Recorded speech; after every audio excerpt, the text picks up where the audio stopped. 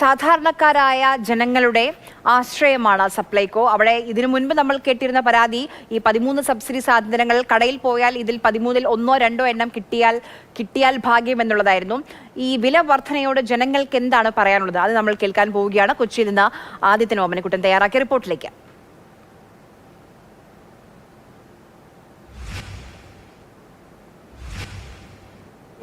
പ്രധാനപ്പെട്ട ഒരു സപ്ലൈകോ ഔട്ട്ലെറ്റിലാണ്, പനമ്പള്ളി ഗാന്ധിനഗർ സപ്ലൈകോ ഔട്ട്ലെറ്റാണ് നമ്മളുള്ളത്.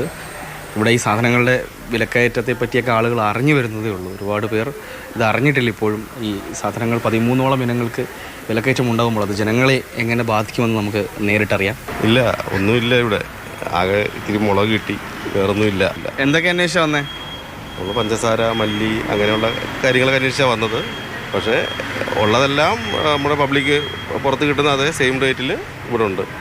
സബ്സിഡി ആയിട്ടോ അല്ലെങ്കിൽ വില കുറഞ്ഞ സാധനങ്ങളായിട്ടോ ഒന്നുമില്ല. 13 ഐറ്റത്തിന് കൂട്ടി തറഞ്ഞായിരുന്നു വില? കൂട്ടി തറഞ്ഞു, ചോദിച്ചു, അത് കൂട്ടിയിട്ടില്ല, നിലവിലായിട്ടില്ല. ഇന്നോട്ടാവുമായിരിക്കും അല്ലേ?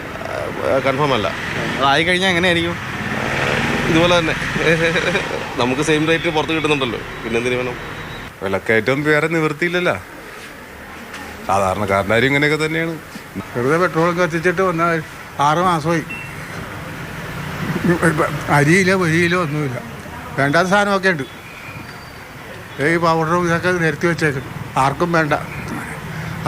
ആ സബ്സിഡി ഐറ്റത്തിൽ കാർ റേറ്റിൽ കൊടുക്കണം നല്ലത്.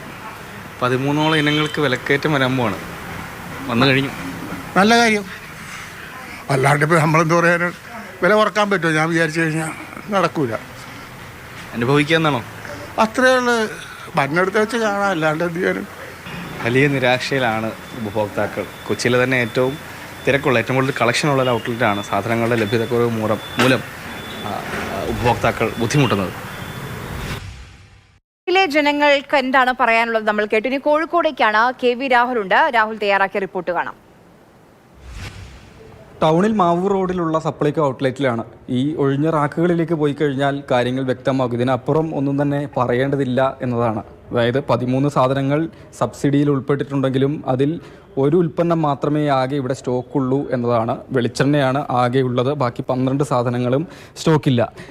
ഈ സാധനങ്ങൾ ഇല്ലാത്തത് കൊണ്ട് തന്നെ ആളുകൾ എത്തുന്നതും വളരെ കുറഞ്ഞിട്ടുണ്ട് എന്നാണ് ജീവനക്കാർ പറയുന്നത്. കൃത്യം 10 മണിക്ക് തന്നെ ഔട്ട്ലെറ്റ് തുറന്നു, അതുപോലെ ജീവനക്കാരെല്ലാവരും തന്നെ എത്തുകയും ചെയ്തു. പക്ഷേ സാധനങ്ങളില്ല.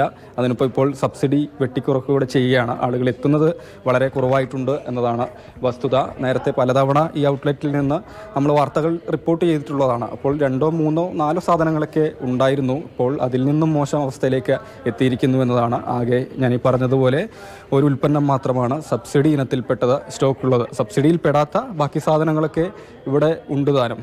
ഇപ്പോൾ ആളുകൾക്ക് പുറത്ത് മാർക്കറ്റുകളെ ആശ്രയിക്കേണ്ട ഒരു സ്ഥിതിയിലേക്കാണ് വന്നിട്ടുള്ളത്. അതായത് വില അധികമായി നൽകേണ്ട ഒരു സ്ഥിതി. അതിനപ്പോൾ ഇപ്പോൾ ഈ സബ്സിഡി 70% നിന്ന് 35% നേർപകുതിയായി വെട്ടിക്കുറക്കുക ചെയ്തത് വലിയ ആഘാതമാണ് ഉപഭോക്താക്കളെ സംബന്ധിച്ച് ഉണ്ടാക്കുക എന്ന കാര്യത്തിൽ സംശയമില്ല. ആളുകളുടെ പ്രതികരണം, സാധനം വാങ്ങാൻ വരുന്നവരുടെ പ്രതികരണമൊക്കെ എടുക്കണം എന്ന് ആഗ്രഹിച്ചിരുന്നു. പക്ഷേ വന്ന ആളുകൾ വളരെ കുറവാണ്. അതിൽ ചിലർ സംസാരിക്കാൻ താല്പര്യമില്ല എന്ന് പറയുകയും ചെയ്തിട്ടുണ്ട്. അതിലും മാവൂർ റോഡിലെ ഔട്ട്ലെറ്റിൽ ഇങ്ങനെയാണ് സാഹചര്യം. 13-ൽ ഒരു ഉൽപ്പന്നം മാത്രമാണ് സ്റ്റോക്കുള്ളത്. ആളുകൾ എത്തുന്നത് വളരെ കുറവാണ്. ഇനി തിരുവനന്തപുരത്തേക്കാണ്. തിരുവനന്തപുരത്ത് ഒരു സപ്ലൈകോ സ്റ്റോറിലേക്ക് എത്തിയ ജനങ്ങളോട് AK സ്റ്റെഫൻ സംസാരിച്ചിരുന്നു. അവരുടെ പ്രതികരണത്തിലേക്ക്. തിരുവനന്തപുരം നഗരത്തിലെ ഏറ്റവും തിരക്കേറിയ സപ്ലൈകോ ഔട്ട്ലെറ്റാണിത്. ഫോർട്ടിലെ പീപ്പിൾസ് ബസാർ. ഇവിടെ സാധാരണഗതിയിൽ രാവിലെയൊക്കെ എത്തിക്കഴിഞ്ഞാൽ നിന്ന് തിരിയാൻ സ്ഥലമില്ലാത്തൊരവസ്ഥയായിരുന്നു മുൻകാലങ്ങളിൽ ഉണ്ടായിരുന്നത്. പക്ഷേ കുറച്ച് നാളായി ഈ സബ്സിഡി സാധനങ്ങളൊന്നും തന്നെ ലഭിക്കാത്തതുകൊണ്ട് വലിയ തരത്തിലുള്ളൊരു തിരക്കില്ല. എന്നാലും ആളുകളൊക്കെ എത്തുന്നുണ്ട്, സാധനങ്ങൾ വാങ്ങുന്നുണ്ട്. ഈ ഔട്ട്ലെറ്റിൻ്റെ ഏറ്റവും മൂലയ്ക്കാണ്, ഈ പറയുന്ന സ്ഥലത്താണ്, ഈ ഷെൽഫിലാണ് സബ്സിഡി സാധനങ്ങൾ വെച്ചിരിക്കുന്നത്.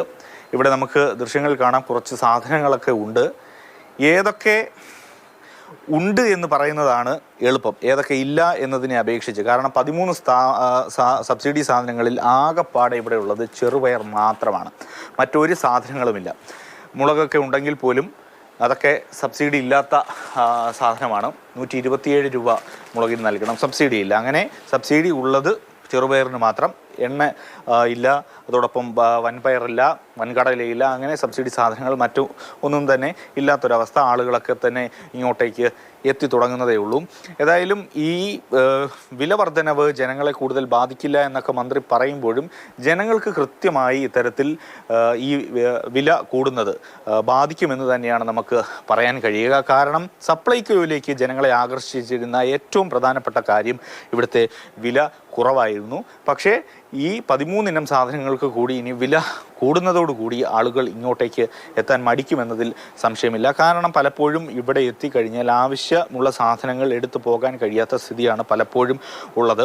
അതോടൊപ്പം ഇവിടെ വരുന്ന ആളുകൾ പലരും പറയുന്നത് അനുസരിച്ച് ഈ ചാലയിലടക്കം മാർക്കറ്റുകളിൽ ഹോൾസെയിൽ വിലയ്ക്ക് ഹോൾസെയിൽ കടകളിൽ പോയി വാങ്ങിയാൽ പോലും ഇപ്പോൾ ഈ സപ്ലൈകോയിൽ വില വർധനവിന് ശേഷം ഉണ്ടാകുന്ന വിലയാകൂ എന്നുള്ളതാണ്. അതുകൊണ്ട് തന്നെ ജനങ്ങളെ തീർച്ചയായും ഈ വില വർധനവ് ബാധിക്കും എന്ന് തന്നെ പറയാം. പ്രേം ശശിക്കൊപ്പം AK സ്റ്റെഫിൻ, മാതൃഭൂമി ന്യൂസ്, തിരുവനന്തപുരം.